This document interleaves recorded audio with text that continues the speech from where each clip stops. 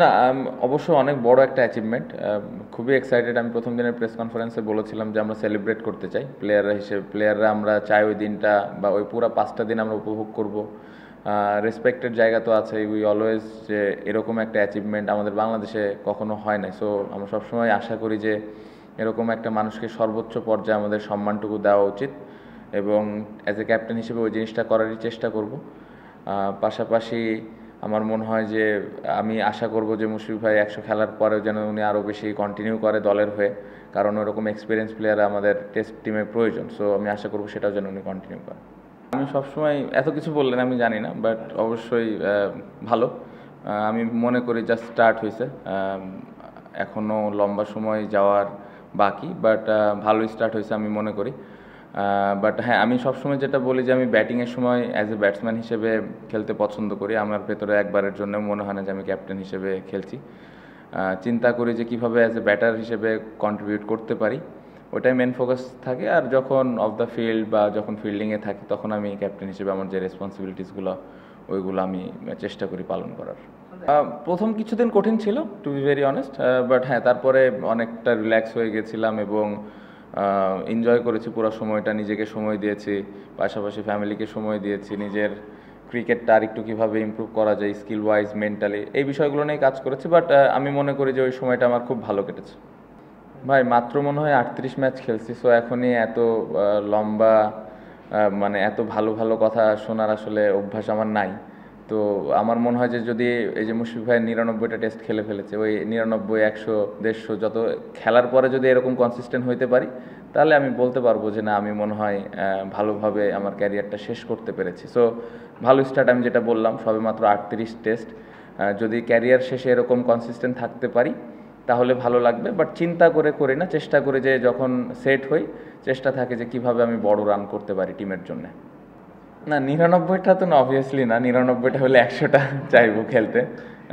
But হ্যাঁ, সুস্থ থাকতে হবে, পারফরমেন্সটা কন্টিনিউ করতে হবে। এত লম্বা চিন্তা করতে চাই না আমরা, কারণ আমরা খুবই কম টেস্ট ম্যাচ খেলি। রিসেন্টলি হয়তো আমরা লাস্ট কয়েক বছরে একটু বেশি খেলা স্টার্ট করেছি। সো চেষ্টা থাকবে যে এক একটা ম্যাচ কীভাবে আমি দলের হয়ে কন্ট্রিবিউট করতে পারি। একটা একটা করে ম্যাচ যদি আমি খেলতে পারি তাহলে দেখা যাবে যে বছর শেষে বা আমার ক্যারিয়ার শেষে কতগুলো ম্যাচ আমি খেলতে পারবো, তখন আসলে বোঝা যাবে। বাট এত লম্বা এত দূরে চিন্তা করতে চাই না এখন। না, শ্রীলঙ্কার সাথে ডিফারেন্ট চ্যালেঞ্জ ছিল। ওইখানে ওদের বোলিং অ্যাটাকটাও ডিফারেন্ট, ওদের স্পিন বেশি, আমাদের খেলা লেগেছে ওইখানে। সো ওই জায়গাটাতে একটু ডিফারেন্ট চ্যালেঞ্জ ছিল। এখানে যেরকম পেস বলাররা বেশ কিছু ওভার বল করেছে, কন্ডিশনটা ডিফারেন্ট। সো আমি ব্যাটিংয়ের দিক দিয়ে খুব বেশি আলাদা করব না, বাট হ্যাঁ কন্ডিশন এবং অপোনেন্টের স্ট্রেংথ ডিফারেন্ট ছিল, ওই অনুযায়ী ব্যাটিং করার চেষ্টা করেছি।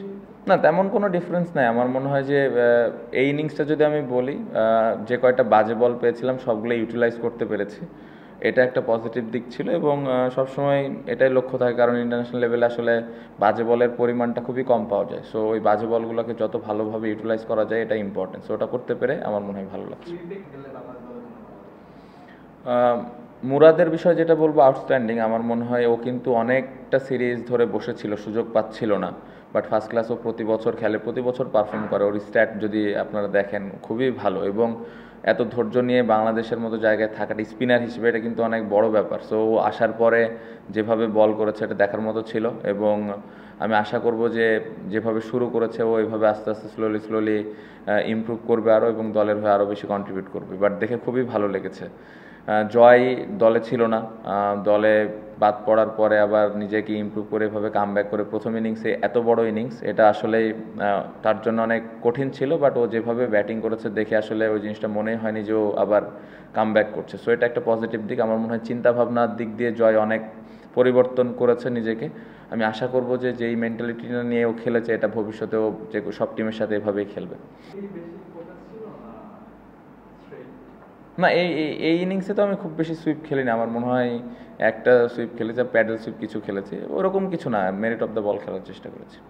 অবশ্যই পজিটিভ ব্যাপার। আমরা তো সব দলের সাথে খেলতে চাই। আপনি যেটা বললেন যে আমরা কম ম্যাচ খেলি, সো সবার সাথে খেলার অপরচুনিটিটা থাকলে আমাদের ইমপ্রুভ করার জায়গাটাও থাকে, আমরা কি অবস্থানে আছি এটা বোঝাটাও সহজ হয়।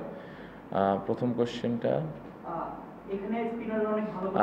স্পিনার মিরপুরে যে কোনো অপোনেন্ট যে কোনো বোলিংয়ের এগেনস্টে অলওয়েজ চ্যালেঞ্জ থাকে। বাড়তি আলাদা কোনোভাবে চিন্তা করার কোনো সুযোগ নাই।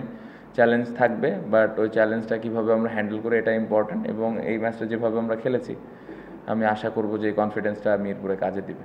আচ্ছা, না আমি ব্যাটসম্যানদের এখানে ক্রেডিট দিব, স্পেশালি বোলারদেরও ক্রেডিট দিব। দেখেন ইন্টারন্যাশনাল ক্রিকেটে হ্যাঁ অবশ্যই আমি বলছি না যে অনেক স্ট্রং দল বা অনেক ছোট দল, আমি এই ডিবেটে যেতেই চাই না। International cricket specially test cricket সবসময় চ্যালেঞ্জ থাকে। আপনি দেখেন যে কয়টা রান করেছে, জয় 170, মমিনুল ভাই 80, সাদমান 80, এই প্রত্যেকটা শট যখন তারা ম্যাচে যে খেলেছে সবগুলো এক্সিকিউট করা লেগেছে। সো ওই এক্সিকিউশন না হলে কিন্তু আউট হয়ে যেত। আমরা কিন্তু এর আগে জিম্বাবুয়ের সাথে এখানে হেরে গেছিলাম। সো আমার মনে হয় যে অ্যাজ এ ব্যাটিং ইউনিট বা বোলিং ইউনিট প্রত্যেকটা জায়গায় আমাদের ওই প্ল্যানটা এক্সিকিউট করা লেগেছে, এবং যেটা আমরা করতে পেরেছি এটা শুধুমাত্র যে অপোনেন্টের কারণে তা না, এটা যদি প্রপার স্কিল না থাকে বা মেন্টালিটি যদি ঠিক না থাকে এটা করা সম্ভব না। সো আমার মনে হয় যে ক্রেডিটটা পুরা ব্যাটিং এবং বোলিং ইউনিটকে দেওয়া উচিত।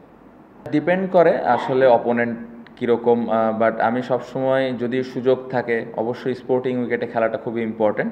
বাট হ্যাঁ অবশ্যই দিন শেষে আপনার এটাও ভাবতে হবে যে এটা একটা ইন্টারন্যাশনাল টেস্ট ক্রিকেট, সো এখানে খেলা জিতাটাও ইম্পর্টেন্ট। সো জিতার জন্য যেই যতটুকু সুযোগ সুবিধা নেওয়া দরকার সেটাও নিতে হবে। বাট আমার মনে হয় যে স্পোর্টিং উইকেট থাকলে খুব ভালো। আপনি যদি এই ম্যাচের উইকেটটা দেখেন, ব্যাটিংয়ের জন্যও খুব ভালো ছিল, বোলারদেরও হেল্প ছিল, পেস বোলার থেকে শুরু করে স্পিনার সব। সো এটা এরকম উইকেট থাকলে পুরো দলের জন্যই ভালো, but it depends on the opponent. Thank you.